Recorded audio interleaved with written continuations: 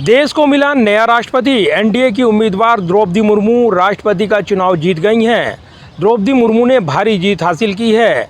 इसी के साथ एनडीए खेमे में जश्न का माहौल है। एनडीए उम्मीदवार द्रौपदी मुर्मू देश के अगले राष्ट्रपति का चुनाव जीत गई हैं। तीसरे राउंड के बाद द्रौपदी मुर्मू ने कुल वेद मतों के 50% मत हासिल कर लिए हैं। इसी के साथ द्रौपदी मुर्मू का देश का अगला राष्ट्रपति बनना भी तय हो गया। तीसरे दौर की निर्णायक मतगणना में कर्नाटक, केरल, एमपी, महाराष्ट्र, मणिपुर, मेघालय, मिजोरम, नागालैंड, उड़ीसा और पंजाब के वोटों की गिनती हुई। इस दौर में कुल वेद मत 1333 रहे। वेद मतों का कुल मूल्य 1,65,664 है।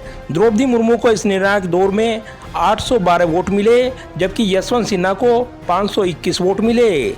सूत्रों के मुताबिक 17 सांसदों ने राष्ट्रपति चुनाव के दौरान एनडीए उम्मीदवार द्रौपदी मुर्मू के पक्ष में क्रॉस वोटिंग की है।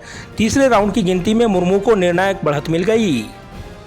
विपक्ष के उम्मीदवार यशवंत सिन्हा ने द्रौपदी मुर्मू को उनकी जीत पर बधाई दी है। यशवंत सिन्हा ने ट्वीट करते हुए लिखा कि मैं राष्ट्रपति चुनाव 2022 में श्रीमती द्रौपदी मुर्मू को उनकी जीत पर बधाई देने में अपने साथी नागरिकों के साथ शामिल होता हूं। भारत उम्मीद करता है कि 15वें राष्ट्रपति के रूप में वो बिना किसी भय या पक्षपात के संविधान के संरक्षक के रूप में कार्य करेंगी।